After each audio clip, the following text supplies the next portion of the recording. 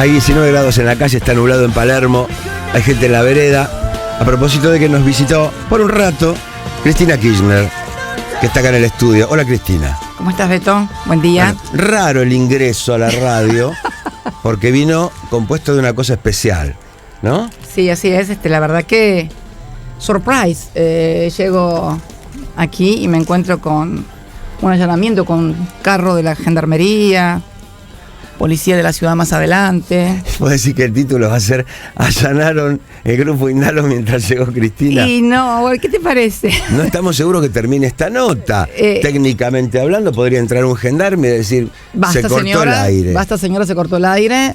La verdad que, Beto, lo tomamos en broma, pero no es para broma. No, ¿qué va a ser broma si es el pan nuestro de cada día? Yo vivo de esto. Es mi trabajo y estamos, bueno, no sé, estos días son algo confusos respecto de si hay cambio de manos de grupo. Debo decirte que tampoco nos comunican demasiado. A mí me gustaría a veces que fueran un poquito más corteses en ese sentido, pero bueno. Deberían. Pero por lo menos por ahora pagan en término. Mirá, la verdad que yo recién cuando me avisaron antes de salir de casa que la gendarmería había allanado acá la radio, bueno, algunos me decían, ¿vas a ir? ¿Y por qué no voy a ir? Al contrario, creo que tengo que ir por doble motivo, ¿no? Y pensaba y comentaba recién con algún colega tuyo ahí afuera que me saludaron cuando ingresaba. ¿Vos te imaginás que en nuestro gobierno, por ejemplo, la gendarmería hubiera allanado Radio Mitre, por ejemplo? ¿Qué hubiera pasado si Gendarmería allana Radio Mitre durante nuestra gestión?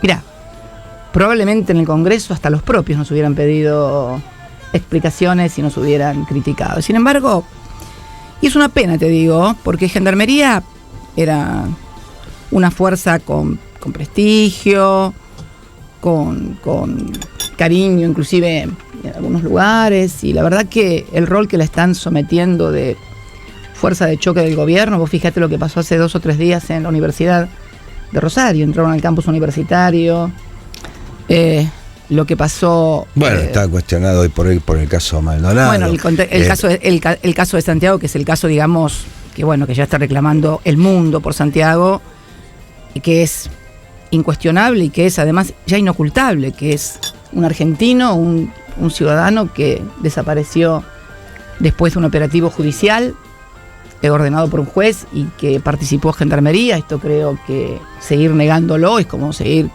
tapar el sol con las manos.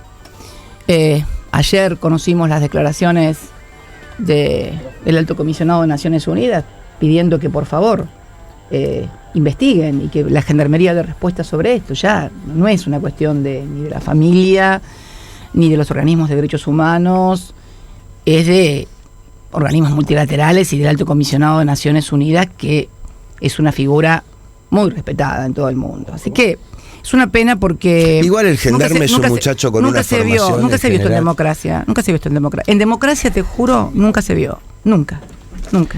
Los muchachos reciben órdenes, ¿no? Pero en general siempre se respetó al gendarme por tener una formación especial en cuanto a menores índices de corrupción y demás. Digo, no debería cambiar eso, porque incluso los chicos que hoy vinieron acá, no sé si es un allanamiento técnicamente, cumplirán órdenes. Así que hablamos de precios antes que vos llegues. De los precios que se vienen, de los aumentos que se vienen, sobre todo los de tarifas que son los programados. No, los que ya llegaron. Bueno, Beto, por supuesto, sí. Los que ya llegaron, te comento, el año pasado, el bimestre de mayo-julio de la factura de gas, el precio del metro cúbico al usuario, al que paga la factura, era de 1,95 pesos. ¿Sabés de cuánto fue para este bimestre, un año después, el precio del metro cúbico del gas? 5,53 por metro cúbico. Y te lo traduzco en factura. La persona que pagó el año pasado en un departamento de clase media, en zona Congreso, Montserrat, 3.500 pesos, acaba de pagar 9.700 pesos de gas. A ver, si vos le preguntás a las provincias, que son las dueñas del gas y las que entregan el gas, cuánto le aumentaron las regalías, por ejemplo, que reciben por concepto de pago de las empresas privadas que explotan los yacimientos de gas de las provincias? Nada. Si tuvieron un aumento, o sea, 5 veces, olvídate. Entonces, yo ayer veía la factura esta de casi 10.000 pesos, porque son 9.700 pesos, son casi 10.000 pesos. Una familia que tiene un sueldo entre los dos, ponele que trabajen los dos, que tengan suerte de ir trabajando los dos, y que tengan 2 chicos, y que uno gane 25.000 pesos y el otro completen 40.000 entre ambos, no puede ser que un cuarto de lo que ganás se te vaya únicamente a la factura de gas. Lo de los servicios, el precio de los servicios y los aumentos, las tarifas de luz, de gas y de agua son absolutamente inexplicables y solamente se explican por darle una rentabilidad desmedida a las empresas, y porque además los dueños de las empresas eléctricas, por ejemplo de Edenor y de Edesur, son amigos del presidente, y bueno, y porque los que producen gas lo mismo, y así vamos, ¿no? ¿Sabés qué nos pasa acá como comunicadores y como receptores de lo que le pasa a la gente? Que a nosotros nos escucha muchísima gente de laburo, casi toda. Sí. Mucho interior, mucho conurbano bonaerense, mucha gente de trabajo que se levanta muy temprano y que presumimos son los que más padecen los aumentos. Mucha gente enojadísima. Y las pymes. Ni hablar. Pero mucha gente enojadísima, mucha gente diciendo, bueno, chicos, las tarifas las regalaba el gobierno anterior y ahora estamos pagando eso. No, ¿Viste? ¿Ustedes regalaban las tarifas? No, nadie regalaba nada. Acordate que cada vez que se producía un aumento del cargo del gas o de cualquier factura, ¿no te acordás los que eran los titulares por los aumentos cuando, inclusive gente que cortaba una calle porque le habían aumentado la tarifa y no tenía el servicio bien o demás? Me parece que no. Te digo más, creo que los subsidios a las tarifas implicaban también una inyección a la demanda agregada y al consumo, Beto, porque en definitiva era un ingreso indirecto para la gente. Y no me parecía que estaban regaladas. Me parecía que en todo caso podrían haber merecido algún ajuste o reajuste. Te lo concedo, sí, algún reajuste o ajuste, pero este ajuste, 10.000 pesos de gas. El otro día en La Matanza hicimos una caravana fantástica por La Ferrer, por González Catán, perdón. Y una mujer, llorando, se me acercaba y me decía, Cristina, me llegó 3.500 pesos de luz. 3.500 pesos de luz. Es una barbaridad lo que le están facturando a la gente. El agua, Beto. A ver, mira, te voy a dar un caso. En mi departamento donde yo vivo ahora, cuando en diciembre del 2015, de agua, pagaba yo 150 pesos. ¿Era poco a lo mejor 150 pesos? Sí. Ponele. Para esa zona, bueno, nada. Era poco, bueno. Esa zona tiene que pagar. Perdón. Esa zona paga más de inmobiliario, porque no hay que olvidarse que una cosa son los servicios. Pero de tarifas también, Cristina. Bueno, ponele. Así el que menos puede paga menos. Bueno, 150 pesos. ¿Sabes cuánto llega ahora de agua? 3.000. Yo vivo sola. 3.000.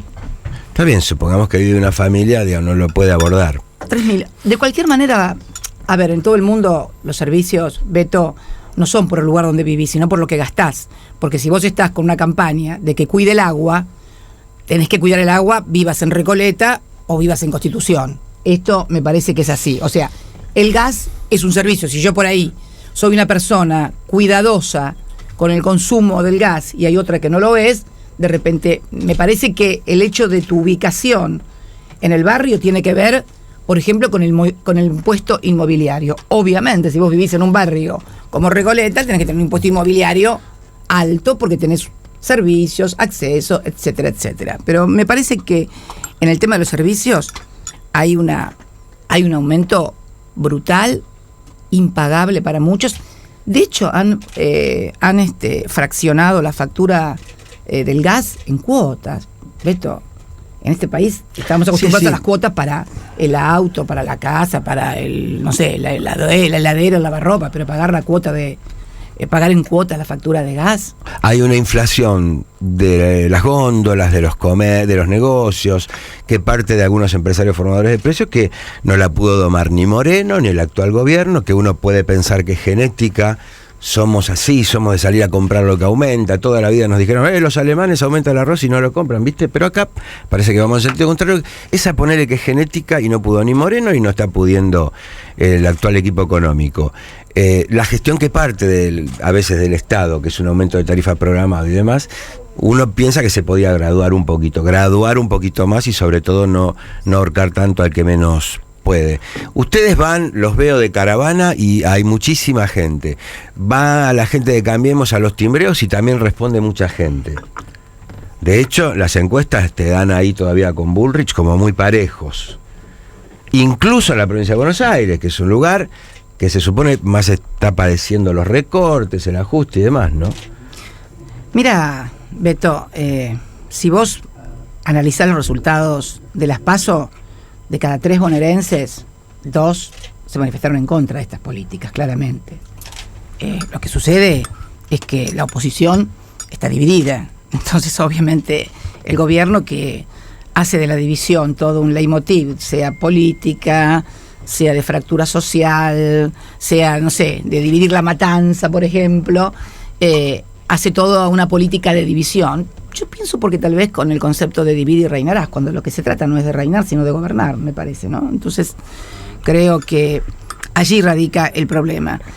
Además, nuestra fuerza en un marco de adversidad absoluto. El triunfo de las PASO fue en un marco de adversidad absoluto. Todo un blindaje mediático que protege al gobierno y yo creo que en algunos casos hasta lo encubre.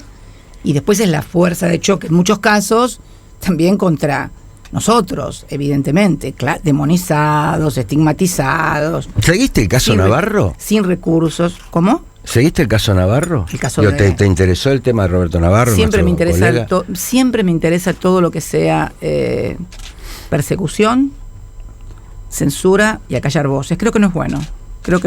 No es bueno para ustedes, primero que son las primeras víctimas, pero me llama la atención la falta de solidaridad de la inmensa mayoría de los colegas de Navarro. No hablo de tu caso, pero un hecho de esta naturaleza en otras épocas hubiera desatado campañas, creo que hasta internacionales, a favor de tal o cual periodista. Entonces, creo que hay una mirada que es clara y concreta sobre lo que está pasando en materia mediática en la República Argentina. A nosotros nos explicaron que es una cuestión de incompatibilidad personal con Roberto y que no había remedio. Eso es lo que nos explicaron desde el grupo y la empresa, porque además formamos parte del mismo grupo. Por supuesto que escuchamos que se dice afuera es un plan, que parte incluso del gobierno para ir acallando y aliviando un poco el periodismo que se opone. Fíjate que es así en general, o sea, al gobierno le molestan las voces que cuentan cosas, porque en definitiva, y le molestan sobre todo cuando se muestran los papeles de esas cosas, ¿no? Porque vos por ahí podés tener una crítica, ser un crítico, pero de repente, bueno, sos un crítico, pero si además de ser un crítico presentás papeles, pruebas, creo que Navarro hacía un muy buen periodismo de investigación, como lo hacen también, por ejemplo, la gente del Grupo Octubre, ¿no? De Página 12, de la 750 y demás, pero además no es que lo digo yo ni lo decís vos. Está en letras de molde en los propios diarios donde te anuncian lo que va a pasar. Que a fulanito le va a pasar tal cosa, que al otro lo van a allanar, que al otro lo van a meter preso, que al otro va a pasar esto. Pero lo cuentan. Hay tal grado de impunidad que vos lo podés ver en los editorialistas de los grandes medios, donde te anticipan lo que va a pasar, donde te anticipan cuál va a ser el resultado de determinada pericia, donde te anticipan que a fulanito de tal o al grupo tal lo va a comprar tal y lo van a apretar con esto y le van a decir esto. Te lo relatan. Yo podría traerte acá una pila de noticias y de los medios, no sé, de los medios principales o de los grandes editorialistas, estrellas de los grandes medios, donde te anticipan todo lo que va a pasar. O sea, realmente es una cosa que yo creo que ya no se puede mirar hacia un costado, Yo respeto mucho y también entiendo que todo el mundo tiene un laburo, todo el mundo tiene que vivir, pero me parece que hay cosas que, en fin, no son buenas.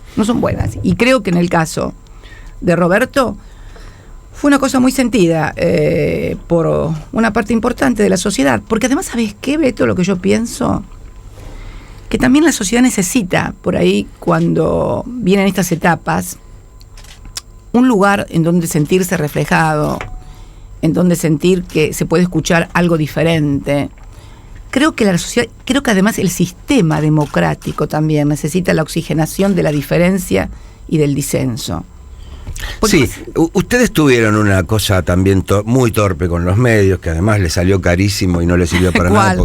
¿Qué torpe? A ver, contame. Bueno, Spolsky, grupos que además quedaron debiendo plata, dejando desempleados, gente que está todavía reclamando sueldo. A ver, Beto. El Radio del Plata. Beto, yo no tenía grupos. Vos tenías Clarín enfrente, ponele. No. Pero también intentaron una... Bueno, se habló de este multimedio, Cristina. Bueno, de este multimedio que se decía que era mío. Está claro que era tuyo, o que vos le dijiste a Cristóbal López comprarlo. Pero está claro que no era mío, me parece, ¿no? Porque ahora todos los que afirmaron, firmaron, dijeron, bueno, ahora deberían decir, nos equivocamos, C5N, el grupo Indalo, no era de Cristina, en medio de una campaña en la cual Cristina es senadora, una cosa de estas, me parece que no. Entonces, me parece que, ves, estas cosas se van desmontando con el tiempo, pero con costos muy grandes para la sociedad. Ahora, no podés negar que durante nuestra gestión de gobierno, Beto, hubo una libertad absoluta de que cualquiera podía decir cualquier cosa. Y cuando digo cualquier cosa, es cualquier cosa. Desde juicios críticos hasta infamias, hasta calumnias. ¿Sabes una cosa? Sí, se te puede reprochar lo poco que te abriste a las notas como ahora, pero entiendo que si el grupo Clarín funcionaba como funcionaba, casi como partido de oposición, y lo asume así igual Clarín, no es que yo esté descubriendo nada. Algo. Libertad para trabajar había. Te cuento, libertad absoluta para trabajar. Yo no creo que hoy el periodismo tenga libertad para trabajar en la República Argentina, sinceramente. Creo que además... de no tener la libertad, porque evidentemente algunos le marcan la línea editorial a otros, también cuando comienzan estas cosas, cuando una persona como Roberto Navarro pierde el trabajo y tiene dificultades, otras personas que a lo mejor piensan parecido, o les gustaba lo que hacía, o tenían una actitud crítica, también comienzan una suerte de autocensura personal, que no significa traicionar lo que piensan ni nada, sino significa una actitud humana de cuidar su trabajo y de cuidar lo que es, Beto, porque a ver, ¿qué le vas a exigir a la gente? Que se haga el harakiri, se sacrifique, se quede sin laburo durante un año, los periodistas no consiguen laburo.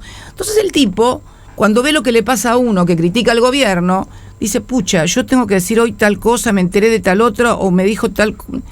Y tiene miedo de que cuando lo está hablando en la televisión o en la radio, lo está escuchando algún funcionario, y levanten el tubo, oiga, diga, señor dueño de la radio tal y cual, el fulanito de tal o fulanita está diciendo tal o cual cosa. Y ¿sabes qué, Beto? Es la pauta, es Debo todo. decirte que en 2 años no han llamado. Yo hablo con colegas, no llaman. Ahora, si después te compran... bueno. No lo sé. Debo decirte que se llamaban más de tu gobierno que de Ahora, se ve que nadie le hacía caso. Eran muy malos. Puede ser, pero era hincha pelota. Que sea hincha pelota es una cosa. Ahora, que les den bola es otra, porque si llamaban, no le daba bola a nadie, porque nos mataban en todos los medios. Me mataban. O sea que sí. Llamaba a Aníbal o no sé quién llamaría, bueno, la verdad que bastante malo, porque nunca nadie le dio bola, porque nos mataban. Entonces yo creo que esto que yo te digo ahora de los medios y de los periodistas con temor, esto existe. Y están también lo que vos decís, los que de repente tienen un website que le ponen...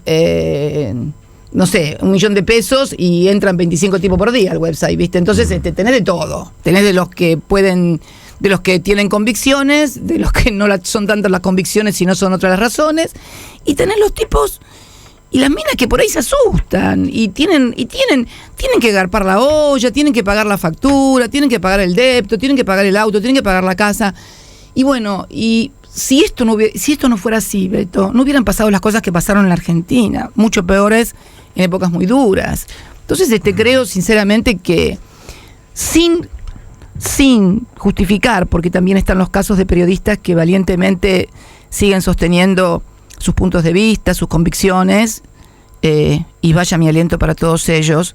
Tampoco me puedo convertir en una supercrítica de los que por temor o por sobrevivir, porque de eso se trata en definitiva, de sobrevivir, Beto, tienen otra actitud. Yo no me convierto en fiscal de nadie, ni ando señalando con el dedito, ni nada. Y otros que lo hacen porque pensaron eso toda la vida, y otros que lo hacen porque les conviene, porque les pagan, porque les llega un sobre, en fin, por lo que fuere.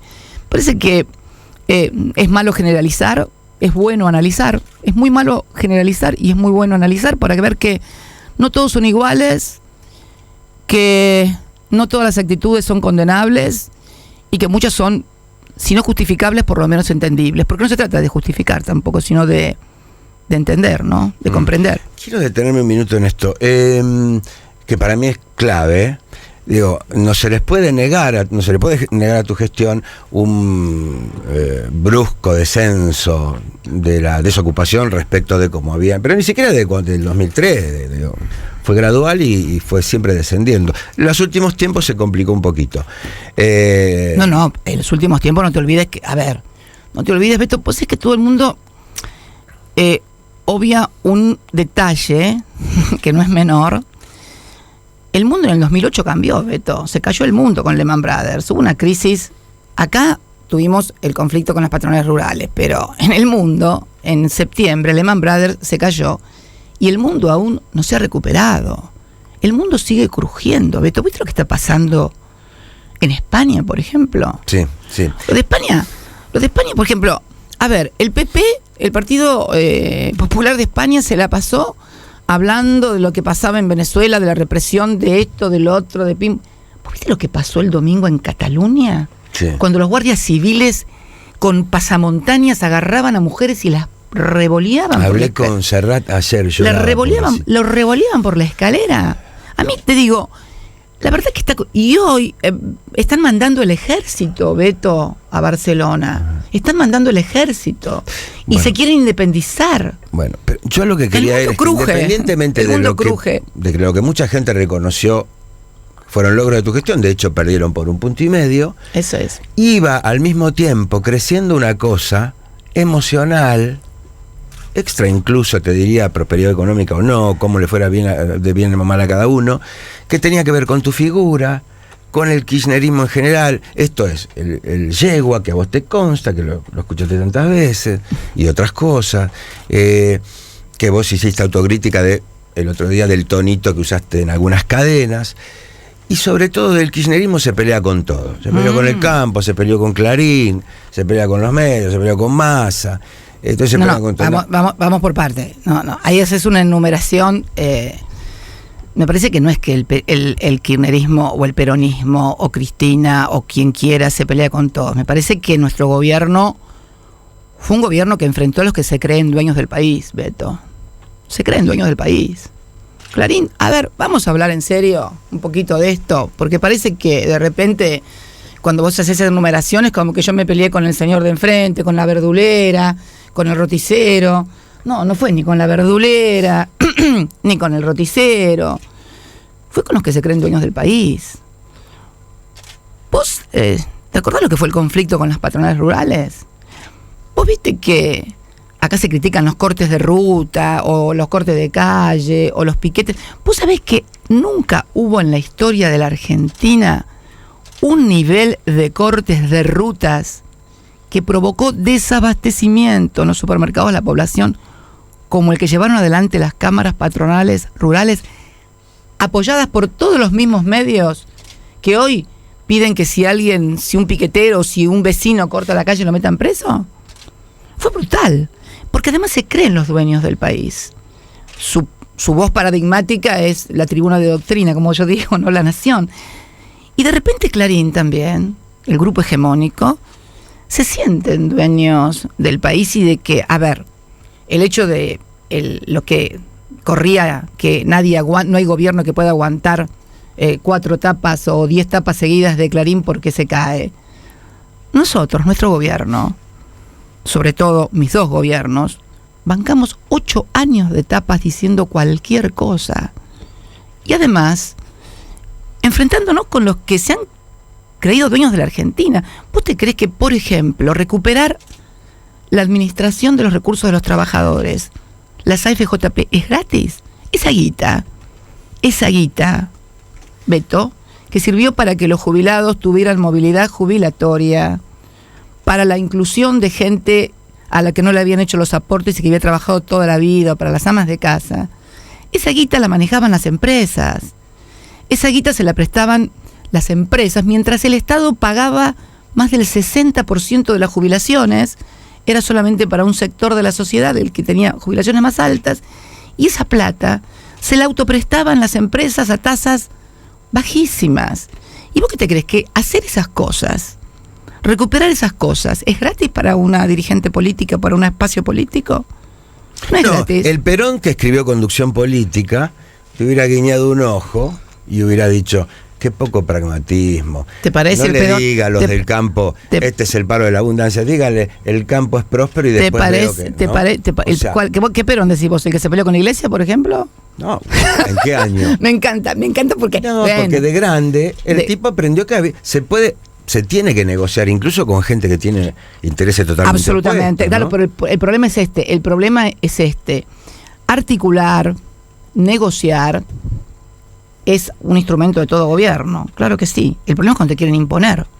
Cuando vos te dicen, no tiene que salir una ley de medios, no puede haber una ley de medios. Cuando a vos te dicen, no se pueden cobrar retenciones, o están mal las retenciones, o hay que... Este es el problema, cuando quieren imponerle al gobierno, al que está sentado en la Casa Rosada, esas decisiones, que pueden ser de 2 modos impuestas. O porque no había gobiernos que no tenían la fortaleza suficiente para abordar esos problemas, y con esta concepción tuya de la negociación, que en realidad nunca era negociación, era subordinación. Porque ¿qué es negociar, Beto? Negociar es decir, bueno, a ver, ¿cuánto ganan ustedes? ¿Tanto? Bueno, no pueden ganar tanto, ganen la mitad, pero ganen mucha plata. No. Quieren ganar todo. Entonces, la negociación, ¿qué es? Hacer lo que ellos quieren. Eso no es negociación, eso es subordinación. Todos los gobernantes se subordinaron en cierta medida a los sectores económicos. De hecho, si no hubiéramos recibido el país en las condiciones que lo recibió Néstor en el 2003. Patas para arriba, defaulteada una deuda que era el 160% del PBI, con los jubilados en la plaza gritando, con los productores de pollo que nos largaban los pollitos porque estaban todos fundidos por la importación de Brasil, con los piqueteros que no tenían laburo. Acordate que Néstor sacó el 22% de los votos y teníamos casi 25% de su ocupación cuando asumió. Entonces, a ver, ¿qué es la negociación? La negociación que no había alternativa que pelearse con Moyano, con es que yo no me peleé con Moyano. Hugo, y no viene al caso tampoco contar entre telones ni nada, que algún día seguramente volveremos a hablar también con Hugo, pero no te voy a contar entre telones ni esto ni lo otro, pero me parece que de repente también no te olvides que muchos creyeron que al verme sola, una mujer presidenta, en las condiciones que pasó después, que pasó lo de Néstor, claro, tal vez pensaron que era el momento de avanzar, ¿no? Sobre el gobierno, no avanzar mal, sino avanzar en la disputa por el poder, natural. No hay por qué tampoco rajarse las vestiduras ni decir, uy, qué malo. Por ahí me vieron que estaba en un momento de debilidad, de reclamar cosas, de lograr mayor participación en el sistema de decisiones. Y en eso yo siempre he sido muy celosa, pero más que leyéndolo a Perón, acordándome de lo que me decía Néstor. Yo lo leí a Perón mucho, de muy joven. Y después de haber leído a Perón mucho durante muy joven, también lo vi a él construir en la Argentina desde una provincia casi desconocida y construir un país que comenzó a ser respetado en el mundo. Así que yo también lo escuchaba mucho a él, y él siempre me dijo: mientras estés sentada en ese sillón, en la Casa Rosada, la que tiene que tomar las decisiones sos vos. No permitas que nadie nunca te imponga una decisión, porque tal vez tomando decisiones te equivoques, es posible, pero que nunca te pase que te fue mal por no hacer lo que vos pensabas y por hacer lo que otro te impuso. En definitiva, lo que me quería decir, o por lo menos eso es lo que yo interpretaba, era que si uno fracasa en una gestión de gobierno, en todo caso, sea por las equivocaciones o porque tenía una percepción equivocada, pero si yo miro esta historia nuestra, estos 12 años y medio de gobierno, de cómo empezamos y de cómo terminamos en esa plaza, no recuerdo, Beto, ninguna fuerza política en la Argentina que haya tenido 3 periodos consecutivos de gobierno y que además, cuando finaliza su periodo de gobierno, es despedida por una plaza que rebosa por los 4 costados. Ojalá que de acá en más cada uno que termina un periodo de gobierno en la República Argentina pueda ser despedido por una multitud en la plaza, porque hablaría que las cosas van bien en la Argentina. A ver, más allá de las dificultades que hay siempre y que va a seguir habiendo seguramente en un mundo, como te decía, cada vez más complejo. Pero esto de Cristina que se pelea con todos, o el gobierno que se pelea con todos, a ver, ¿vos creés que es posible en la vida y en la gestión de gobierno lograr cosas sin pelearla en el buen sentido, te digo? Está bien. Entonces te digo, a ver, ir de buenos modos por las AFJP. ¿Cuándo fue la última vez que estuviste en Córdoba? Y claro que es ir de buenos modos por las AFJP, porque ¿sabes qué pasa? No, Beto, es algo, un sistema de reparto que ahora lo aceptó hasta el gobierno. Beto, porque además, ¿sabes qué? Todo lo que hacíamos, lo hacíamos por ley. Yo no fui la presidenta que menos decretos de necesidad y urgencia firmó. Esto es una cuestión también que me gusta aclarar, porque parece que de repente yo hubiera sido alguien sentada en la Casa de Gobierno que tomaba decisiones a pura firma de decreto, como está pasando ahora. Ahora el presidente firma decretos de necesidad y urgencia todos los días, donde quita la salud, vialidad, el blanqueo para la familia, los parientes y los amigos. Bueno, esto no era así. Yo mandaba todo al Congreso, todo se discutía en el Congreso, las AFJP se discutieron en el Congreso, ley de medios se discutió en el Congreso, reforma de justicia se discutió en el Congreso. No andabas. Vos imaginate que yo hubiera sacado un decreto de necesidad de urgencia en un blanqueo donde una de las discusiones había sido que la condición sine qua non era que no fuera extensivo a los familiares de los funcionarios. Se aprueba esta ley en el Congreso y después yo saco un decreto de necesidad de urgencia donde extiendo el beneficio a los familiares, y aparece mi hermana, yo también tengo una hermanita, no tengo un hermano, pero tengo una hermanita. Pues imagínate que en el blanqueo yo hubiera después modificado eso y aparece mi hermana blanqueando 35 millones y medio de dólares. Estas cosas están pasando en la Argentina, Beto. Y la verdad que no lo escucho en ninguna alguien parte. Que escucha nos podrá decir, Cristina tiene una causa, por supuesto. No escucha. Y al que lo dijo lo rajaron. Porque además, vos me hablaba de Navarro. A los dos que lo dijeron, que fue Horacio Berbisky en el programa de Navarro, bueno, lo rajaron. Mirá, vos me preguntabas hoy por Moreno. Mirá vos. De las 4 causas más picantes que hay en contra tuyo, ¿en alguno crees que estás seriamente complicada? La pregunta de Manuel es: ¿tenés miedo de ir presa? No hagas preguntas de manual. Bueno. ¿Cuándo fue la última vez que fuiste a Córdoba? Que vos no sos de manual. ¿Por qué me preguntas eso? Yo te pregunto. ¿Cuándo fue la última vez que fui a Córdoba? Hoy no me acuerdo, Beto. Bueno, en Córdoba perdiste 90-10.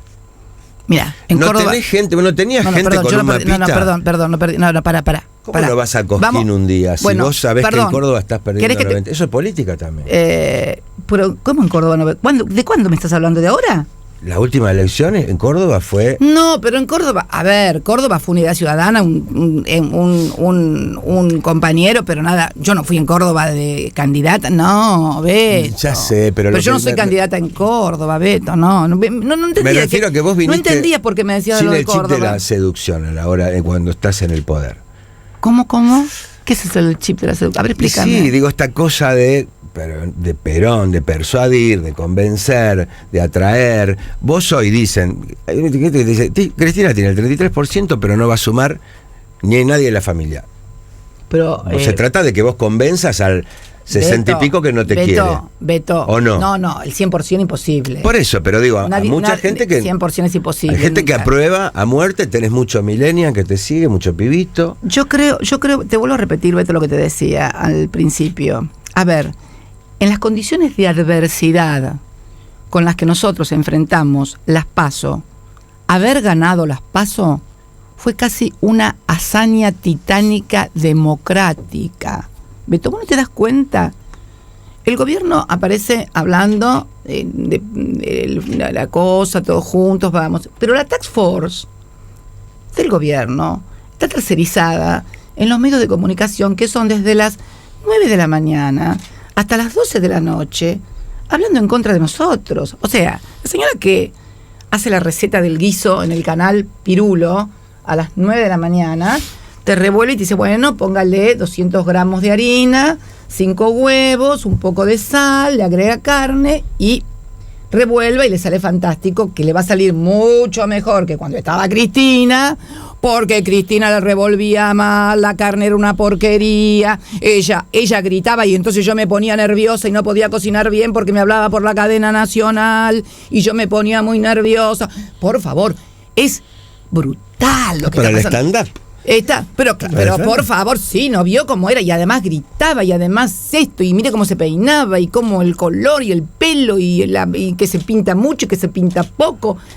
Todo está mal. Vos imaginate un ciudadano, una ciudadana que está frente a la televisión las 24 horas del día, bombardeado, picada la cabeza, todo. Y del gobierno y de lo que pasa no hablan. No se habla de la inseguridad, cuando la inseguridad ha crecido en el conurbano a límites exponenciales, los secuestros de los que nadie da cuenta. Antes tenías un hecho de inseguridad en un municipio y ahí iban al municipio y estaban batiendo el parche o el gobierno. Terrible. Y lo que se está viviendo en materia de inseguridad, Beto, es muy grave. Nadie dice nada. No tenés en un solo medio absolutamente nada. Entonces, está claro que hemos dado y estamos dando una pelea en condiciones muy, pero muy adversas. A ver, pero así todo, vos tenés que de cada 3 bonaerenses, 2 votaron en contra de estas políticas económicas. Entonces me parece que, y esto se va a agravar, te aclaro, la mala noticia es esa, que el gran ajuste que está preparando el gobierno para después del 22, además, liberaron, después de 20 años que no se hacía, el precio de los combustibles en la República Argentina. Lo escriben en letras de molde en los diarios que viene el aumento para después de las elecciones. Desdoblaron la tarifa de gas. Esta persona que pagó ayer 9.700 pesos podría haber desdoblado en cuatro cuotas. Bueno, no la pagó toda junta, pero después la tienen que pagar toda junta y le va a venir con los aumentos que vienen después. Entonces, la pregunta es, si la sociedad o no está dispuesta a darle un cheque en blanco a este gobierno para que haga lo que quiera. Y la verdad que sería bueno que nos replanteáramos un poco como sociedad en qué país queremos vivir. El tema del endeudamiento, Beto. Ayer miraba una tabla de Bloomberg. No Navarro. No Navarro, Bloomberg. El primer país en el mundo en materia de deuda en el año fue Argentina. O sea, es mucha plata. Contraímos más deuda que la República Popular China. Beto, más deuda que la República Popular China, que es, te diría hoy, la primera economía del mundo. Y la provincia de Buenos Aires, Beto. La provincia de Buenos Aires está en el 22 lugar de Bloomberg. Estamos abajo de Qatar y del Sultanato de Omán. A ver, contrajimos en la provincia de Buenos Aires, los bonaerenses tienen que ponerse a pensar un poquito, más deuda que la India, que tiene 1.200 millones de habitantes. La provincia tiene 12 millones de habitantes.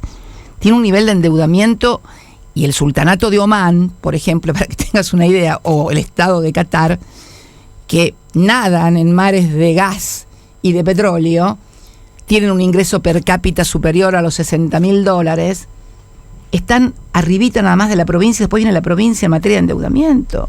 Esto alguien lo va a tener que pagar, y esta historia, esta película, ya la vimos. Ahora, ¿sabés por qué pueden hacer esto? ¿De endeudarse?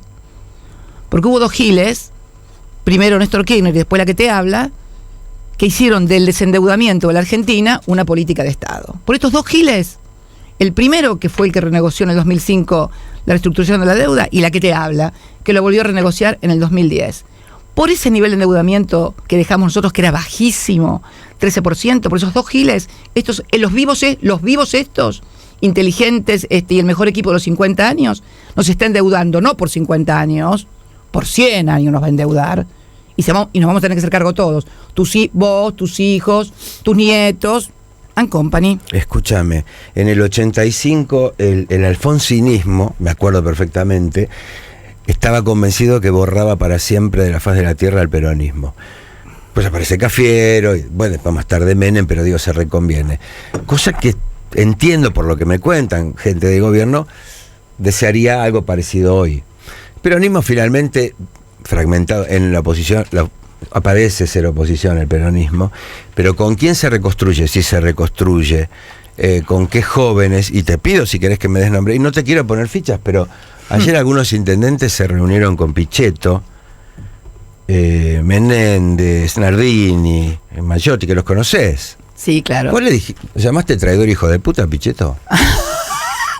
En privado se puede. Vamos a empezar. No. Primero, no comento mis conversaciones privadas. Okay, ya me dijiste que sí. No, pero aparte creo que pasaron audios y demás. No comento mis conversaciones privadas, pero me gusta la primera parte. ¿Por dónde empezaste? Los periodistas tienen una costumbre, comienzan a hacer una pregunta y después terminan en otra cosa, entonces no terminan de contestar. Porque vos sos de respuesta cortita, entonces no me chicaníes. No, mira, la desaparición del peronismo es una fantasía que viene de largo tiempo. Te diría que viene del 55. La fantasía viene del año 55.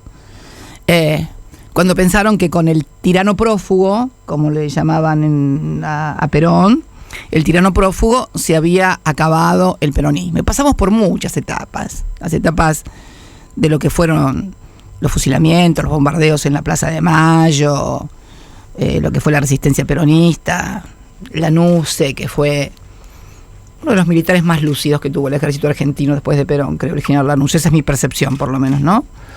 Que le dijo... Comparado a lo que vino después. Por favor, parecía casi un premio Nobel de la política. Comparado con lo que vino después, por Dios. Bueno, estuvo preso. A Lanusse lo metieron preso durante la dictadura de Videla. Fue casi cariñoso con Perón. Porque sí, salvo cuando le dijo no viene por el clonel del cuello. Sí, bueno, puede ser simpático. Sí, tenés razón. Pero vos fíjate que fue una fantasía de hacer desaparecer el peronismo. ¿Sabés por qué es una fantasía? Porque en definitiva, mientras haya peronistas que sigan identificando el concepto de nación, de pueblo, de defensa de la industria nacional, de defensa de los trabajadores, de la educación y la salud como derecho. Viste que ahora está todo el tema de la salud en discusión, de esta tarjeta que da el gobierno. Sí. Bueno, a ver, ¿sabes quién declaró gratuita la salud pública en este país? Ramón Carrillo, en 1946. A ver, ¿qué quieren inventar? Hoy los hospitales públicos tienen un servicio universal gratuito. Lo que quiere hacer el gobierno ahora es restringir el acceso que hoy todos los habitantes tienen al hospital público con mayor o menor calidad. Eso lo discutimos aparte. Pero hoy, si vos vas a un hospital público, nadie puede negarse a atenderte. Si necesitas una operación, a operarte. Si necesitas que te atienda, eso no se puede negar. Con lo que está proponiendo el gobierno, que es la tarjetita esta, te van a poner una canasta de servicios donde van a decir, por esto te atienden y el resto no. que es el sistema que en definitiva, mucho más agudo, tiene todavía Estados Unidos, un muy mal sistema de salud, frente a lo que es uno de los mejores, creo yo, sistemas de salud pública del mundo, que es el de Reino Unido. Inglaterra tiene un sistema de salud público que yo me atrevería a decir debe ser de los más eficientes y de mayor calidad del mundo. La contrapartida es Estados Unidos. Este plan que quieren poner ahora acá, ya lo pusieron en el 93 en Colombia. Es recomendación de la Organización Mundial de la Salud y fundamentalmente de los laboratorios. Anda a ver cuál es el resultado hoy en Colombia, desde el 93 a la fecha, en términos de mortalidad. No son buenos. Te puedo asegurar, Beto, que no son buenos. Y lo que no podemos hacer es restringir un servicio que hoy es universal a una canasta, que además quieren avanzar también sobre las prepagas, porque, a ver, los que tenemos prepagas y que pagamos fortunas en las prepagas, ahora van a querer que te reduzcan el servicio médico obligatorio, el PMO, que es la canasta mínima que te tienen que dar gratuitamente. Mucha gente me está diciendo que cuando van a la prepaga o a la obra social a hacerse un tratamiento o para una intervención o para un análisis, le dan turno para dentro de 20 días, un mes, 2 meses. Entonces la gente que por ahí tiene miedo por su salud termina pagando el estudio, pagando el análisis para que se lo hagan ya y no le den un turno. Son todas triquiñuelas. Pasaba también, obviamente, en tu gestión. No, mira, históricamente, el hospital público hace lo que puede. No estoy hablando del hospital público, estoy hablando de las prepagas y de las obras sociales. Si alguien hacía estas cosas, se podía ir a la Superintendencia de Salud y se podía denunciar esto. Y además, te imaginas, esto está pasando hoy, que además siguen aumentando los precios y los de las prepagas de una manera Ahora, conserva este gobierno un importante gasto social, cosa que se te criticaba incluso a tu gobierno, demasiado asignación para todo el mundo, de vagos que no trabajan, pero el gobierno no lo ha reducido drásticamente, gobierno. Perdón. Vamos a la asignación universal por hijo, AUH, eso no lo puede reducir porque está por ley, y la movilidad está por ley, es imposible que lo reduzca. Y eso, la asignación universal por hijo, yo te voy a decir, no es ayuda social, es inversión social y es de la más democrática y controlada. Nosotros con la asignación universal por hijo y la bancarización con las tarjetas, que la gente va con su tarjeta directamente que retira en la ANSES al banco, cortamos de cuajo con el tema del clientelismo. Al contrario, la AUH es el corte definitivo al clientelismo. Lo que vos decís, y que se incrementó ahora, son los planes sociales que el gobierno reparte entre determinados movimientos sociales. Eso se ha incrementado, ¿sí? Porque nosotros, durante nuestra gestión, mirá vos qué curioso, durante nuestra gestión, que éramos criticados por eso, dábamos muchos menos planes sociales que los que dan ahora a los distintos movimientos sociales. A mí no me parece mal si son merecidos, si son gente absolutamente, que tiene, pero lo controlan los movimientos sociales. O sea, no es una tarjeta que vos tenés y que la UH que no tiene ningún tipo de vinculación con nadie. La UH es vos en la ANSES verifica que a vos te corresponde la UH y te dan la UH, la ANSES en una oficina pública. Y vos con esa tarjeta vas al banco, no tenés que hablar con ningún dirigente político, no tenés que hablar con ningún dirigente sindical, ni barrial, ni de movimientos sociales, ni absolutamente nada. Sí, pero ha habido punterismo también en los últimos 10 años, Cristina, que disponía de planes, se sabe, en los barrios, en las intendencias. Mira, vos me digas, a mí no me consta. Te voy a decir, sí, pero te voy a decir, Beto, y te lo vuelvo a decir, la UH fue la inclusión social más grande para cortar precisamente con todo eso. Y creo que, obviamente, hoy la capacidad adquisitiva de la UH ha caído por abajo de la inflación. O sea, ha caído, o sea, hoy es más alta la inflación. Lo mismo pasa con los salarios, lo mismo pasa con las jubilaciones y las pensiones y con la UH. Están todas por debajo de la inflación. Por eso tenemos esta caída brutal del consumo. Por eso tenemos comercios que cierran, por eso tenemos supermercados vacíos. Vos acordate que los supermercados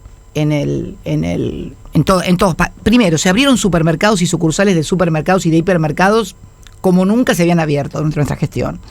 Tenías cajas, filas enteras de cajas, y además cuando ibas a comprar tenías que hacer fila en cada una de las cajas para comprar. Yo te invito a que vayas ahora, fin de semana, cualquiera de los grandes hipermercados, y vas a ver menos cantidad de cajas, porque han cerrado cajas, y prácticamente no hay cola en ninguna de las cajas. Ha habido una brutal caída del consumo porque ha caído lo que yo percibo acá, y además, porque vienen... y además tenés aumento de desocupación también. La gente no tiene laburo. En el conurbano, Beto, se acabaron las changas. En el conurbano, Beto, la gente está siendo despedida de fábricas y no hay laburo. Esto es lo que está pasando. ¿Por qué? Pues tenés un gobierno que desprecia la industria nacional, que te abre indiscriminadamente la importación, que dice que lo nacional no sirve.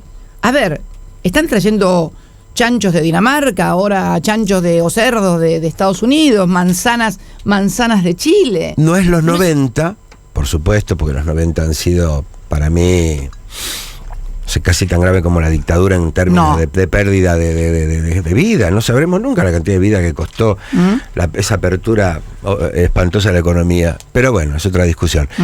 Pero entiendo ¿Puede ser otro mate cocido? Puede ser, y otro muchas cortado. Gracias, y otro cortadito. Pero, a ver, yo percibo cosas. Viste que hay economistas que corren por derecha al gobierno, que lo consideran demasiado keynesiano,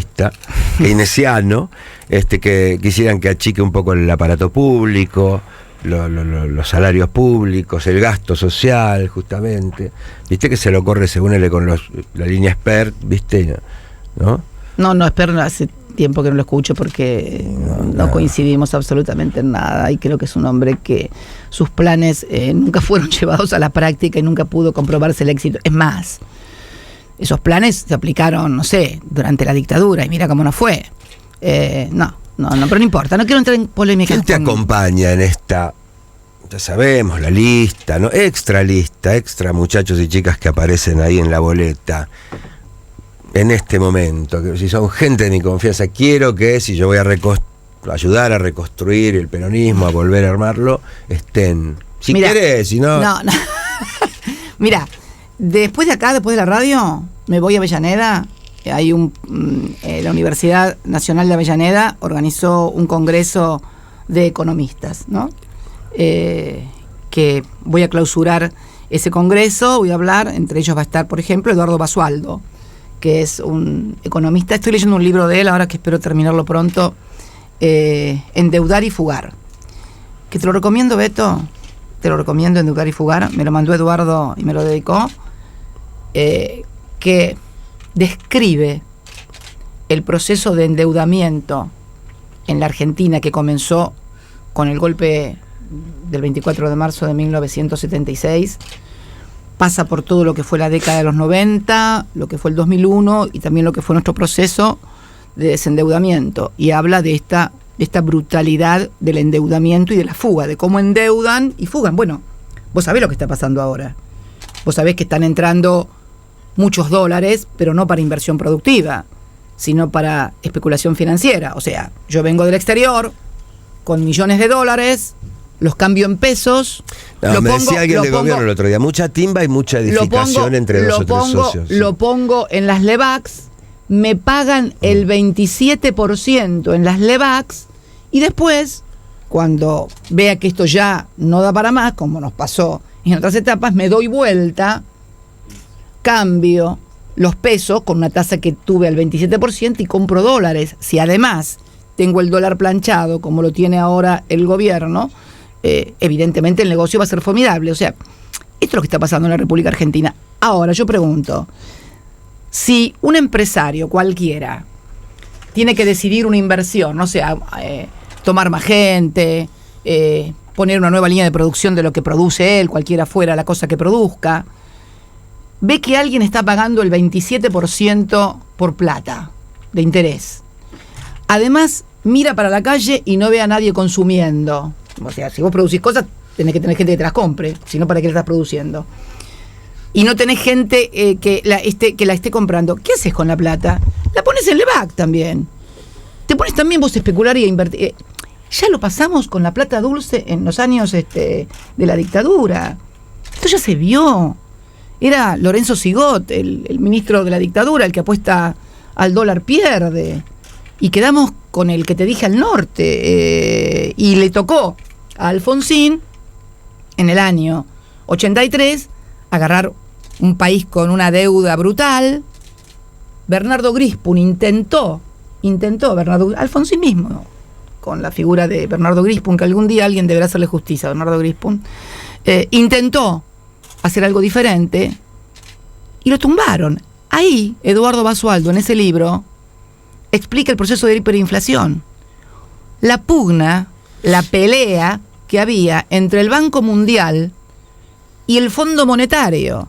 El Fondo Monetario que les exigía la devolución ya de la plata, y el Banco Mundial que no, primero pedía reformas estructurales. Eso fue, esa pugna, mirá vos, esa pugna fuera del país, entre el Fondo Monetario y el Banco Mundial, que no se ponían de acuerdo si tenían que pagar ya o primero tenían que hacer ajuste y privatizaciones, demoró un año el proceso hiperinflacionario que provocó la salida anticipada de Alfonsín del poder.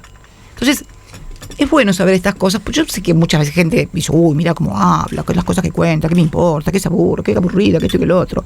Pues ¿sabes lo que pasa? Si vos no sabés lo que te pasó y por qué te pasó, seguro te vuelve a pasar. No tengas duda, Beto, si no sabés qué pasó, si no entendiste qué pasó, o si te mintieron sobre lo que pasó y vos creés que era otra cosa, pero 10 contra 20 que te vuelve a pasar.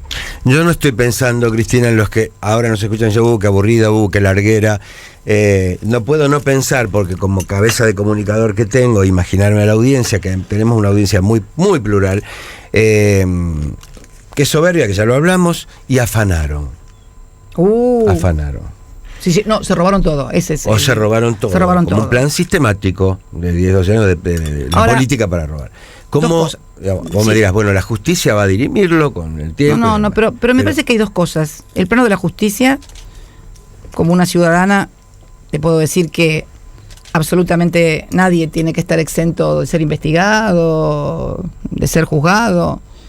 Ahora, como presidenta, tengo que decir que 3 gobiernos democráticos, constitucionales, elegidos por la gente, sean catalogados de asociación ilícita, y me parece que es mucho. Es lo mismo que le hicieron ahora a Lula y a Dilma. No creo que sea un plan ni siquiera de este gobierno, o sea, este gobierno lo ejecuta como parte de otra cosa un poquito más regional. Hace unos días también acusaron de asociación ilícita a Dilma y a Lula. Entonces creo que también es raro, ¿no? Que se robaron todo, pero en un país donde crecíamos, donde había trabajo, donde los jubilados tenían remedios, donde los enfermos de HIV tenían remedios, donde los oncológicos tenían remedios, donde los chicos recibían netbook, libros, instrumentos de música para las orquestas musicales, donde se crearon 19 universidades. Pero ahí se volvería arroba, pero hacen. No, es que no se puede. ¿Sabes lo que pasa? No, ¿sabes lo que pasa? En un país donde se roban todos no se puede hacer eso. No se puede hacer eso. Porque cuando se roban todo es cuando hacen negocios con las cosas del Estado, cuando blanquean plata negra. Yo nunca blanqueé plata negra. Es más, fui la presidenta en ejercicio más investigada. Mis declaraciones juradas están ahí. Todo lo que se investiga, no es que me encontraron papeles en Panama Paper o me encontraron inmuebles no declarados en alguna parte, uy, mirá, la descubrieron con tal cosa. No, todo lo que están diciendo y armando como causas es sobre declaraciones juradas que ya fueron investigadas, muchas sobreseídas, está todo en mis declaraciones juradas. Entonces, yo digo que los que se robaron todo en este país no vienen acá a la radio a tener una entrevista con vos. ¿Sabes por qué? Porque ni siquiera muchas veces los conoces. No viajan en aviones de línea, viajan en vuelos privados. No viven en la misma. Están durmiendo hasta ahora, lo sé. No viven en la misma casa que tenían antes de ser presidentes. Normalmente viven en mansiones que tienen acá, en Punta del Este, en Nueva York, en Europa. Esos son los que se robaron históricamente en la Argentina. Ahora, que digas esto para justificar lo que está pasando ahora, me parece Me parece que no se trata de justificar nada. Me parece que habiendo estado 10, 12 años en el poder, gobernando el país, yo incluso creo que debería haber habido ministros que salgan a los programas de televisión a mostrar su declaración jurada. Porque presumo que debe haber ministros que trabajaron con vos que no se quedaron con tanto López, con tanto Bolso, con la Rosadita, que era obsceno verlo. Pero Beto, las declaraciones juradas de nuestros ministros estaban publicadas, te invito a que vayas a ver La Nación y para mí se escondieron. Estaban publicadas en todos lados, Beto, las declaraciones juradas. Y las únicas declaraciones juradas que se publicaban y salían en todos los medios de comunicación eran las nuestras. Vos ves ahora en la televisión la declaración jurada de diputados del oficialismo, de ministros del oficialismo, del presidente. ¿Alguien analizó en algún programa de televisión, salvo el que hizo Navarro, el blanqueo de plata negra del hermano del presidente? Que además, fíjate vos, qué curioso. Es el hermano menor del presidente, es el que menos participación tenía en los negocios del grupo económico familiar, y tiene 5 veces más o 10 veces más de lo que declaró el presidente. ¿No te llama la atención? ¿No te llama la atención que quien era un socio menor de la familia haya podido blanquear 35 millones y medio de dólares y el presidente tiene una declaración jurada infinitamente inferior a la de su hermanito? ¿No te llama la atención eso? Se analiza en algún lugar, no sé, se analiza en algún programa de televisión de esos que hablan todos al mismo tiempo, gritan, no se puede, nadie entiende nada, lo agarran de los pelos al otro. No, Beto, hay un montaje de todo esto que es brutal. Es una pena, porque no nos permite discutir a los argentinos los verdaderos problemas que tenemos. Y vos me hablabas de autocrítica. ¿Sabés cuál es mi gran autocrítica? Además de los moditos, de la cadena nacional o de lo que vos quieras. Una cosa que yo no pude, o no supimos, o no pudimos, y le pasó lo mismo a Perón en su primer y segundo gobierno, que estos procesos de industrialización o de reindustrialización del país, el proceso de industrialización que tuvo como consecuencia el advenimiento del peronismo en los años 40, ya había empezado con el radicalismo, producto de que en la Primera Guerra Mundial la Argentina tuvo que comenzar a sustituir importaciones porque estaban en guerra los países que nos vendían las cosas. Esto explotó durante el peronismo, que además lo fomentó, lo incrementó, pero en todo proceso de reindustrialización se produce un estrangulamiento del sector externo, porque ¿qué pasa? Vos tenés que importar máquinas para producir bienes, tenés que pagar en dólares, al mismo tiempo, sobre todo en las últimas décadas, se produce un fenómeno cultural en la Argentina que es la dolarización. La gente quiere dólares, no quiere ahorrar en otra cosa. Vos vas a Brasil y andás a pagar en dólares en Brasil, no te lo aceptan. Te reclaman reales. Lo mismo te pasa en Ecuador. Bueno, en Ecuador sí hay dólar porque está dolarizada la economía. Sí. Pero en Chile, en Uruguay, o sea, este tema de el argentino que comienza a tener movilidad social ascendente y comienza a tener patrimonio, quiere pasar ese patrimonio a dólar. La industria que te demanda cada vez mayor grado de importación de bienes de capital y de insumos básicos, porque hay algunos insumos que forman parte de tecnologías o de royalties o de patentes que vos tenés que traer y tenés que pagar. Sumado a todo eso, el tema del pago de la deuda. Vos fíjate lo que hicimos, que eso no le pasó a Perón. Y sin embargo tuvo estrangulamiento del sector externo. Perón no tenía servicios de deuda fuerte en la primera y segunda presidencia. Tenía el estrangulamiento del sector externo, tuvo malas cosechas, de donde tomaba en el 52, 51 creo que hubo una sequía muy importante y tuvo una mala cosecha. Pero vos fíjate que él no tenía el estrangulamiento por deuda, por servicio de deuda. Y nosotros nos pusimos a la espalda el proceso de reindustrialización, el proceso de movilidad social ascendente, y además de todo eso, los servicios de la deuda que habían contraído los que se habían ido. Y así todo, tuvimos ese problema de estrangulamiento del sector. Y eso no lo pudimos o no le encontramos la vuelta. Pero en un marco aún de mayor estrangulamiento y más adverso que el que tuvo Perón en la primera y segunda presidencia. Y esto es una cosa que los economistas deberían abordar seriamente. Porque yo no creo que la Argentina tenga posibilidades de desarrollo económico únicamente con el sector de servicios o únicamente desarrollando el sector energético, que parece ser el sector... No somos Chile, ¿no? ¿Cómo? No somos Chile, que sí vive de eso y... No, es que 43 millones de personas no pueden vivir de eso. No creo. 43 millones de personas, para bancar a 43 millones de personas, vos necesitas trabajo industrial, necesitas valor agregado, necesitas ciencia y tecnología, necesitas satélites, necesitas energía nuclear, necesitas cada vez más y mejor trabajo. Esto es lo que necesitamos y esto es lo que tenemos que discutir los argentinos. Y yo creo que los economistas, con el sector de comercio, pues fíjate, hoy tenemos, no sé qué va a hacer esta gente con la deuda. Van a tener el déficit comercial más importante de la historia argentina, o por lo menos de los últimos 20 años. Beto, la balanza comercial, la diferencia entre lo que exportamos e importamos, va a ser de 6.000 millones de dólares. Una de las fuentes más genuinas para pagar deuda o para tener dólares, porque nosotros no fabricamos dólares, es precisamente el saldo de la balanza comercial, que da negativo. Con Brasil estamos batiendo récords de balanza comercial negativa. Si además los dólares que entran son dólares especulativos, son dólares financieros, porque está claro que el año pasado tuvimos la inversión extranjera directa, una de las más bajas, la mitad de la que tuvimos en el 2015, la mitad. Entonces, vamos a seguir endeudados. El otro día Bloomberg sacó un artículo bastante crítico de esto del endeudamiento. No es sustentable que la Argentina haya encabezado el ranking de Bloomberg del país que más endeuda y después vienen los chinos. ¿Cómo nosotros vamos a tener más endeudamiento que los chinos? 1.400 millones de tipos, la primera economía del mundo, producen todo, exportan por cientos de miles de millones.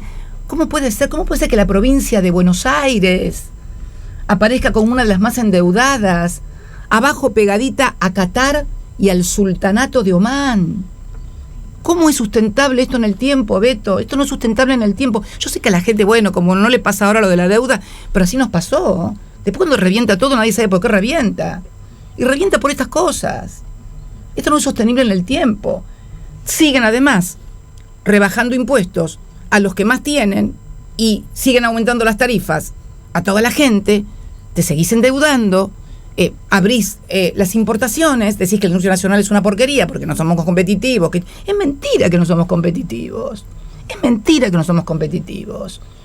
Pero vos necesitas, para ser competitivo en industria, 20 o 30 años de políticas públicas sosteniendo la industria, como hizo Corea. ¿Vos te acordás las porquerías que producían los japoneses que no le gustaban a nadie porque le gustaban más los autos americanos? Sí. Y finalmente terminaron con una industria de la gran... Nos mandan autos, nos mandan... Bueno, acordate lo coreano. Lo coreano también era feo, horrible, y ahora no es feo y horrible. Samsung, fíjate, Samsung, todos querían iPhone, Apple, ahora resulta que Samsung le va a ganar a Apple, ahora resulta que Huawei, que es la empresa china, le va a ganar a Apple. Quiere decir que si el Estado... Sí, a veces con trabajo precarizado, ¿no? En esos países. Si el Estado, bueno, claro, precarizado en relación a lo que son nuestras condiciones laborales. Claro. No precarizado con respecto a lo de ellos, porque vos, a ver, China todavía tiene sectores en la China rural, que si vos vas en esa China rural, tenés condiciones de vida del siglo XIX. Y no tan rural, entonces, $1 por día. Ellos están incorporando millones de personas. Ellos incorporaban más o menos al aparato del consumo algo así como 30 millones de personas por año. ¿Te imaginas? Un poco menos de una Argentina por año. Entonces me parece que son países que han tenido políticas públicas sostenidas durante mucho tiempo y les ha dado resultado. A ver, si todos estos países que empezaron horrible, pero siguieron en la misma, y finalmente lograron, ¿por qué nosotros vamos a los bandazos que bancamos 10 o 12 años y medio de políticas populares, de la industria nacional, y después nos pasamos al otro lado? Ningún país va a poder crecer así. Si todos los demás tuvieron años y años para crecer apoyando esas políticas que por ahí decían, no van a poder competir nunca, no, lo alemán es mucho mejor que lo chino, no, lo norteamericano es mejor que lo coreano, y hoy están compitiendo. ¿Por qué nosotros no podemos hacer lo mismo, Beto? ¿Por qué? Porque tenemos, sinceramente, creo que un empresariado, y esto me hago cargo de lo que digo, tenemos un empresariado que nunca pudo unir sus balances o lo económico con lo que le metieron en la cabeza culturalmente. O sea, es como que los tipos ganaron cualquier plata, se abrieron comercios, abrieron industrias, durante los gobiernos populares, ¿te gusta? Sí. Populistas, ¿te gusta más? Y sin embargo, aspiraban de repente a tener un campo en lugar de tener una fábrica, cuando en realidad en Estados Unidos es exactamente al revés. En Estados Unidos que te da prestigio es ser industrial, tener muchos empleados, valor agregado. Y bueno, los rancheros, dirigentes de la UIA que tienen soja. Y los rancheros son en Estados Unidos son juntabosta los rancheros. Y además, y protegidos porque los protege la industria con el diferencial que hacen, ¿no? A ver si es un tema para ustedes. ¿Cómo despega el peronismo a propósito del futuro, de la imagen, y ya no solo como imagen, sino como crear una nueva escuela? Digamos, el otro día estuvo el Pata Medina 8 horas al aire y la verdad que todo el mundo decía es la mejor propaganda para el gobierno. Sin lugar a dudas. Es porque el Pata Medina encarnaba el peronismo. No, bueno, no. Sí, en el inconsciente de la no, mayoría. Señor, el Por eso, bueno, ahora me dirás, pero en general el peronismo está pegado a la imagen de sindicalistas ricos. Que la verdad que hay que decirlo, uno rasca un poco. Yo te puedo hablar bien del Pollo Sobrero, de Palazzo, de algún otro muchacho que creo. De muchos más, de muchos más. Seguramente, pero la verdad que los que conocemos. De muchos más. A ver, los que conocemos son. Beto. Se les caen las propiedades. Beto. El Momo Venegas está en la familia se está peleando por. Pero no importa si estaba más cerca del gobierno actual. Permíteme. El Pata Medina, personaje nefasto, si los hay. Personaje, nosotros lo enfrentamos toda la vida al Pata Medina. El Pata Medina, cuando yo fui candidata en el año 2005 a senadora por la provincia de Buenos Aires, el Pata Medina apoyaba a la entonces lista, sí, del PJ. Ahora su hija también estaba en una lista que apoyaba a otra lista peronista también. Pero me parece que este tema y cómo lo abordó el gobierno en su lucha, en su mítica y no sincera, permitime que te diga, lucha contra las mafias del gobierno, porque veíamos lo del Pata Medina y al mismo tiempo veíamos lo que vos recién decías, a la hija del Momo Venegas diciendo a quien la quisiera escuchar que su padre tenía una fortuna incalculable y que se la habían quedado los dirigentes del sindicato, que ni me de Guatre. Que Dios no quiero hablar mal de él porque ha muerto. O que hay un socio al que le dejó todo encargado. Un testaferro, que Dios lo tenga en su santa gloria. Pero lo cierto es que, ¿qué pasó con eso? ¿Qué hizo el gobierno? Como el Momo Venegas era el sindicalista modelo del gobierno, porque a ver, acordate que votó a Macri, hizo campaña por Macri, festejó el 17 de octubre con Macri, el Momo Venegas. ¿Qué hizo la justicia? Una cosa inédita. ¿Vos sabés que hubo un juez que la hizo callar a la hija del Momo Venegas aplicándole una sentencia diciéndole que si hablaba y mencionaba a determinadas personas le iban a poner una multa de 50.000 pesos? Yo nunca lo vi en mi vida que alguien del Poder Judicial le dijera a una persona que está denunciando que hay testaferros en un sindicato, que todo lo que tiene el sindicato y los secretarios de ese sindicato todo mal habido, por fortuna, por lo que fuera, que un juez la hiciera callar. Resulta que andaban buscando arrepentidos. Y acá encuentran una que es gratuita, no es delator premiado, sino que es gratuita, y la hacen callar. ¿Vos sabés que hubo una sentencia que la hicieron callar a esta mujer? Y nadie investiga, nadie interviene en el sindicato de Guatre con lo que pasa. Con lo cual permitime que dificulte y que ponga en duda que el gobierno pelee contra las mafias. Creo que el gobierno pelea contra algunas mafias que no son las que están con ellos. Ahora, las mafias que los apoyan a ellos gozan de muy buena salud. El caso de Guatre es una de ellas. Además, Beto, la verdad que con el ministro de Seguridad que tiene la provincia de Buenos Aires, decirme a mí que están peleando contra las mafias. ¿Por qué? ¿Qué tenés que...? Nada, mira, déjalo ahí. Porque parece que todos nacieron ayer a la política. A ver, hay determinados personajes que vienen desde el grosismo, querido, acá. Vienen desde la etapa más nefasta de que se tenga memoria, el antiguo y nunca bien ponderado Consejo Deliberante de la porteña ciudad de Buenos Aires. En tu gobierno han abrevado muchachos de la UCD también. Hay de todo en todas partes. Pero ¿sabés qué, Beto? La política es así. Hay de todo en todas partes, pero algunos que se presentan como lo nuevo, cuando en realidad son más vivos que la injusticia. Este es el tema. Se presentan como la renovación, lo nuevo, que están creando cosas nuevas. ¿De dónde? Si cuando Néstor era gobernador, ellos eran vicepresidentes del Consejo Deliberante de Carlos Grosso.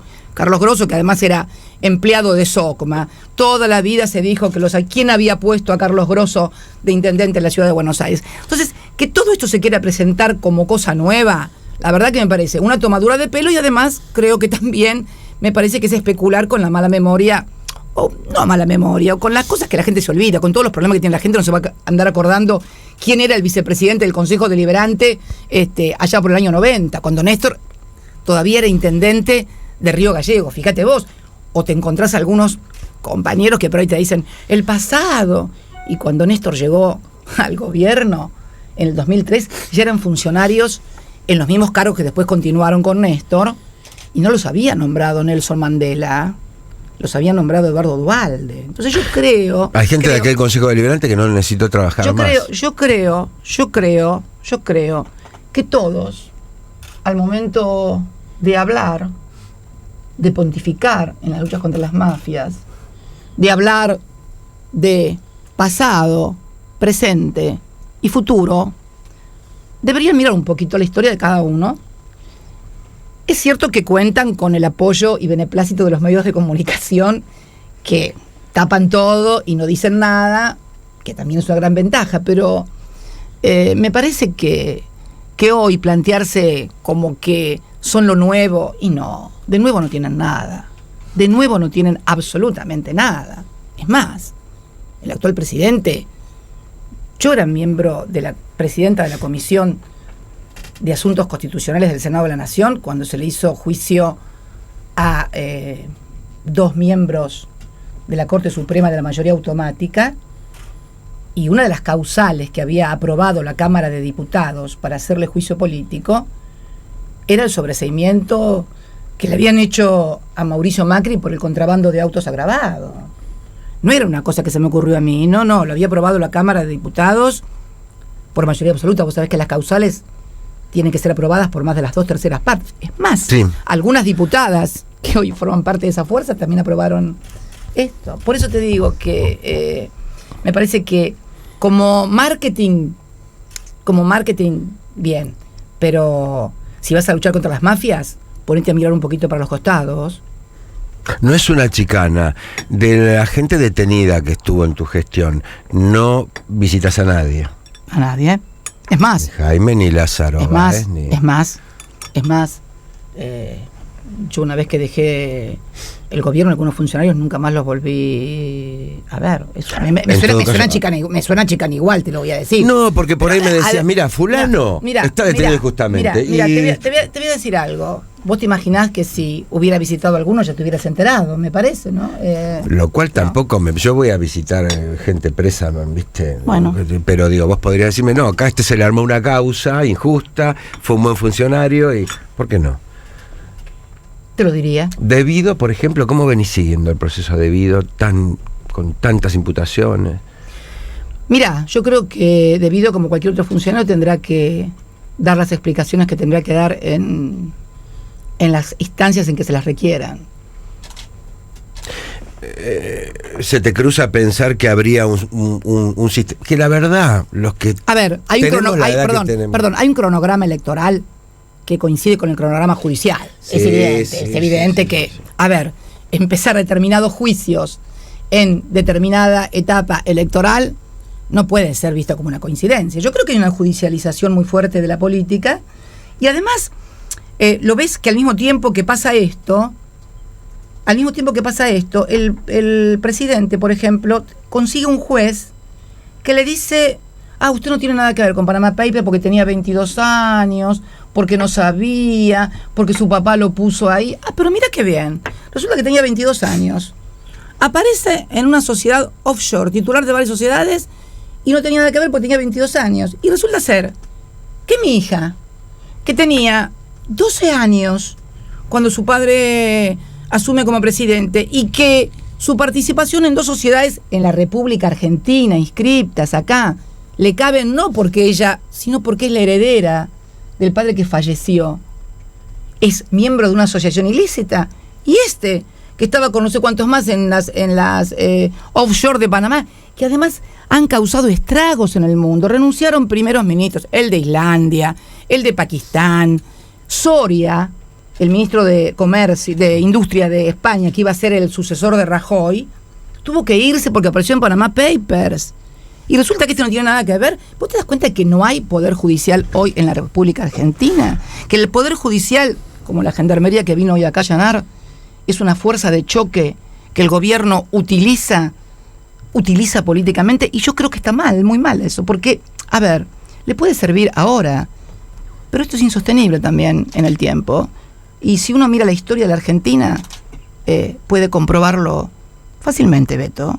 Pero que hay una utilización, claramente. ¿Sabés qué creo yo respecto de debido? Creo yo, que había hasta diciembre de 2015, hubo históricamente instalado y hasta culturalmente un sistema de retornos de la política, por supuesto que mal habido, pero naturalizado, de Alfonsín para acá, Flamarí, que dijo tengo la Banelco. Había una caja de la política que parecía estar naturalizado y permitido, de la cual estoy seguro que formó parte de tu gobierno, y no es que desde 2015 para acá se hayan hecho todos bonitos, en todo caso habrá otro sistema de caja, creo yo. Mira, Beto, yo te digo... Vos me podrás decir, yo no estaba enterada, no sé, a mí no me llegó nada. Perdón, Beto, si vos tenés esa concepción...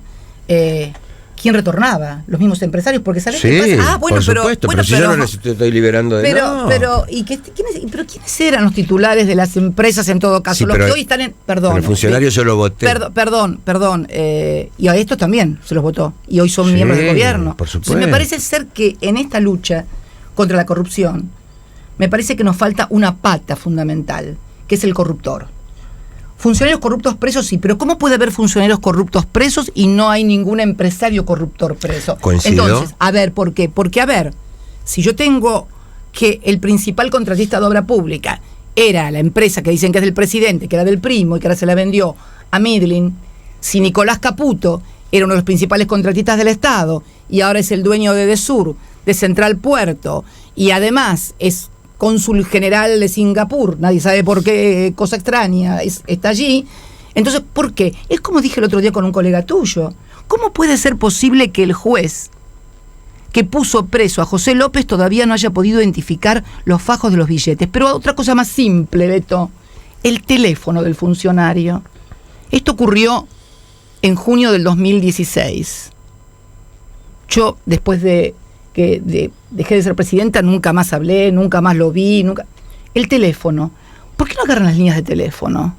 Qué cosa tan fácil hoy, con el grado de tecnología, determinar y articular cómo eran las vinculaciones. ¿Con quién hablaba cada funcionario? Vos que tenés tanta información, alguien te habrá dicho, la de López venía de acá. No, te puedo asegurar que no, pero ahora diría, digo, no, lo diría. Lo que yo digo es que cómo puede ser que el juez no haya podido identificar aún fajos de billetes que todos vimos, termosellados y con los sellos de los bancos. ¿Cómo que no pudo identificarlos? ¿Y el teléfono de López con quién habló en los días previos? ¿Con quién habló en los días previos? ¿Con quién hablaba cuando era funcionario? Es más, ¿con quién hablaba cuando era funcionario? Porque tiene que haber un teléfono, eran teléfonos todos que los terminaba pagando el Estado, como son los teléfonos celulares de los funcionarios que los utilizan para tareas corporativas. ¿Cómo puede ser posible que nadie haya agarrado un teléfono? A ver, ¿con quién hablaba esta empresa? ¿Con quién hablaba este funcionario? ¿Con qué empresarios hablaba este funcionario? Es muy fácil. De juego doble contra sencillo, pero doble contra sencillo, que con los teléfonos de mis secretarios, que eran los que tenían los teléfonos míos cuando yo era presidenta, hablaban mucho, pero mucho menos de lo que hablaban con algunos empresarios. Percepción, intuición, llámalo, lo que vos quieras, pero me gustaría que eso se investigue también. Por lo pronto, ese teléfono de López, en los 6 meses posteriores que dejó de ser funcionario y en los días anteriores a los que pasó ese episodio bizarro, tendría que tener el juez un artículo. Yo me acuerdo que cuando fue el escándalo de vos lo mencionaste, lo de las Banelco. Claro, bueno, yo me acuerdo que el juez de la causa, que ni me acuerdo quién era, había desarrollado un mapa de comunicaciones. ¿Te acuerdas que había habido un arrepentido que publicaba y que decía cosas y demás? Bueno, el juez de la causa desarrolló un mapa de comunicaciones con los celulares que vio con quienes se habían entrevistado. Hoy es muy fácil, están en esta celda, a ver con quiénes se entrevistó, a quiénes llamaba, con cuántos hablaba. ¿Te presentaste como querellante ahí? ¿En dónde? ¿En esa causa? No puede ser. ¿Por qué No, porque ¿Podrías? No, pues yo no soy el Estado hoy. El Estado, yo no soy el Estado. No, el Estado. ¿Como particular? No. ¿Para pedir que...? No. Eso sería muy largo explicarlo como abogado. No tiene legitimación activa. Okay. No. Entonces, esto es lo que yo digo. ¿Cómo puede ser que coincidimos en que si vamos a poner nombres arbitrariamente, si hoy se descubre que Coto, por poner una empresa, coimea a Cabrera, la gente va a apuntar más al funcionario que es el que representa al gobierno que a Coto. No, está Puede mal, ser, está pero... mal. No, pero está mal, porque en definitiva, esto me hace acordar un poco a lo que pasó también durante la dictadura. El empresario va a tratar de sacar ventaja, Cristina. Debería decirle que no. No presupongas cosas que no, porque fíjate vos lo que está planteando hoy también Trump en Estados Unidos contra las noticias falsas, que está planteando en el Senado. Pongo una suposición. Bueno, deberías tener en cuenta que no puede ser esa suposición después de lo que falló Cabrera recién. Lo que falló ayer la Corte Suprema de Justicia contra un colega tuyo. No importa. Sí. No importa. Pero a lo que voy es lo siguiente, no puede ser posible, es imposible que haya corrupción en el sector público si no hay un corruptor en el sector privado. No existe. Sí, no existe. Coincidimos. No existe. No, entonces, si vos ¿Coincidimos en que es más la responsabilidad del Estado? Entonces, no, la responsabilidad es de todos.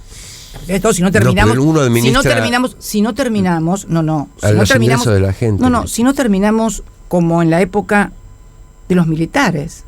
Vos fíjate que hoy los que están purgando las condenas de lesa humanidad son los militares, ¿sí? Que cometieron hechos aberrantes, violaciones a los derechos humanos, etcétera, etcétera. Pero hubo un poder económico que también impulsó ese, y que sabían lo que pasaba. Hubo empresarios que entregaron comisiones internas de delegados enteras.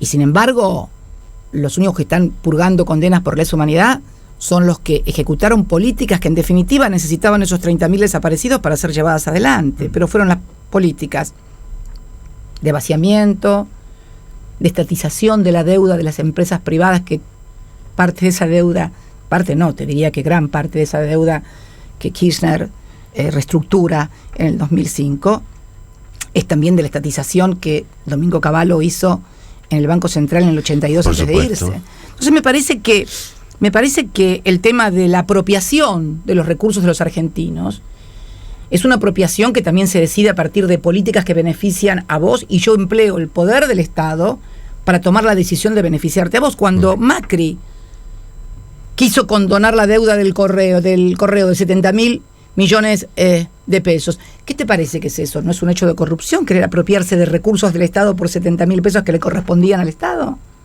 Cuando, por ejemplo, Caputo gana 2 licitaciones en energía, como ganó ahora con la Central Puerto. 2 licitaciones ganó el amigo del alma del presidente, las 2 de energía, las más importantes, por $500 millones, las ganó él. ¿Qué pasó? Cuando gana esas 2 licitaciones, sus acciones en la bolsa, o sea, las acciones de su empresa, ¡pum!, crecieron exponencialmente. ¿Qué hace después de que en la bolsa crecen exponencialmente? La vende. Mira vos, utilizar al Estado como una plataforma para beneficiar los negocios de tu familia o de tus amigos. Estas cosas están pasando en la Argentina. Entonces me parece que tenemos que hablar en serio, Beto. Yo sé que es complicado, yo sé que es complejo porque está la gendarmería en la puerta. Y entonces... Que no está rara esta. Allanados. Es una película de... Allanados. Cuando te ponen la gendarmería en la puerta a un medio de comunicación, yo entiendo por ahí que la línea editorial cambie, puedo entender muchas cosas, pero no es bueno para los argentinos. Te puedo asegurar que no es nada bueno para los argentinos. Yo a esta altura de la vida, si alguna vez, no sé si vendrá gente nueva, si habrá algún tipo de fusiones, yo le avisaré al oyente en eso a esta altura de la vida lo puedo hacer y seré fiel al Pero oyente. ¿cuántos como vos pueden darse el lujo ese, Beto? Sinceramente. No quiero hacerme el taura, es mi naturaleza, Bueno, no podría trabajar de otra manera. Pero ponete una mano en el corazón. No, es como, por ahí hablábamos más temprano, hay gente Beto, que tiene que llevar el pan y tiene que cerrar si la vos boca. tenés la suerte de que hiciste toda una carrera y por lo tanto estás tranquilo y está muy bien que así sea. Pero imagínate un pibe de 30 años que tiene que garpar la cuota del auto o pagar las expensas del departamento o pagar la cuota del alquiler o pagar la comida de los hijos. ¿Y qué le vas a pedir? ¿Que el tipo se suicide tipo Araquiri y se tire del techo de acá de la pop?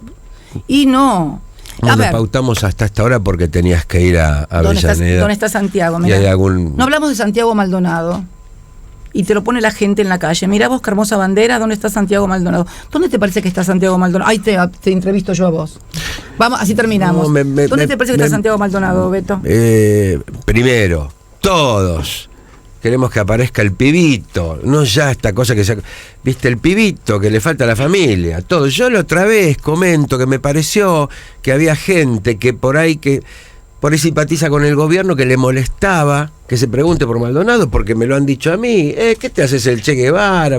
¿Quién te dice eso? ¡Oh! Pero no sabe, digamos, se nota en las redes, en las redes lo ves. Quiero decir, y digo, me inquieta un poco eso, ¿no? Que se busque a Nisman o a Julio López o a Santiago Maldonado con más o menos énfasis según quién te simpatice. ¿Entendés a lo que voy? ¿Es nuevo esto para vos, lo que estoy diciendo? No, lo vi en el 76, a partir del 76 en la Argentina. Lo vi en el 76. Ayer charlábamos, te voy a contar dos anécdotas para terminar sobre esto, porque ayer charlábamos con unos chicos de Mercedes que habían hecho una reunión, y entonces preguntaban, pero ¿cómo puede ser posible esta cosa de no identificarlo de Santiago? Dicen, y por ahí pide la palabra uno que nunca había ido y dice, miren, cuando Videla vino acá a Mercedes, que lo declararon ciudadano ilustre, él era mercedino, ¿te acordás? Creo que él o la mujer era mercedino. ¿Videla? Sí, no me acuerdo. Él o la mujer eran mercedinos, me parece. Y fue a Mercedes, había una carpa para 4.000 personas. La carpa estaba llena, había 4.000 personas, y afuera había 10.000, Beto, esperándolo. Y te digo un poquito más, Beto, nos hicieron creer a los argentinos que íbamos ganando Malvinas. La gente, yo veía a las mujeres tejiendo en la plaza San Martín para los pibes. La gente se sacaba los aritos y las pulseritas y los chicos iban con chocolate. Y te cuento lo del otro día, un compañero exiliado en Suecia, le allanaron 3 veces la casa. La última vez al viejo lo reventaron a palos. Él se fue a Suecia. Sí.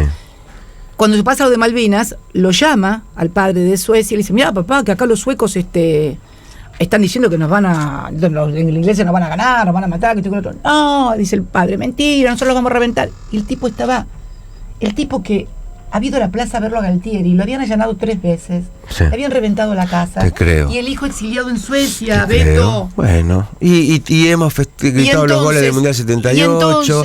Yo por eso soy piadoso, tengo una mirada piadosa con tanto periodista que trabajó en esos años.